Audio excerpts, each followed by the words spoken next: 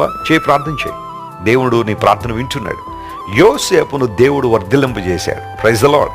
యోసేపును అందరూ ప్రక్కన పెట్టేశారు.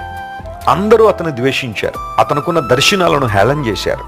అతనుకున్న స్వప్నములను హేళన చేశారు. కానీ దేవుడు యోసేపు ఎక్కడుంటే అక్కడ యోసేపును దీవించారు. యోసేపును అనేక మంది దీవెనకరంగా దేవుడు చేశాడు. ఎక్కడుంటే అక్కడ యోసేపు వర్ధిల్లాడు. దావీదు వర్ధిల్లాడు. ఆస దేవుని మీద ఆనుకున్నంతకాలం వర్ధిల్లాడని బైబిల్లో రాయబడింది. ఇలా ఎంతోమంది దేవుని బిడ్డలు అన్ని విషయాల్లో వర్ధిల్లగలిగే కృపను వారు పొందుకున్నారు. కొత్త నిబంధన దగ్గరికి వచ్చేసరికి భక్తుడైన యోహాన్ అంటాడు, మీరు ఆత్మలో వర్ధిల్లగలిగితే అన్ని విషయాల్లో కూడా వర్ధిల్లుతారని.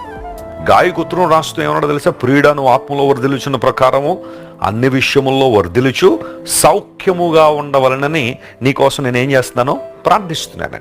మనం సౌఖ్యంగా ఉండాలని దేవుడు కోరుతున్నాడు, వర్ధిల్లాలని దేవుడు ఆశిస్తున్నాడు. అది ఆయన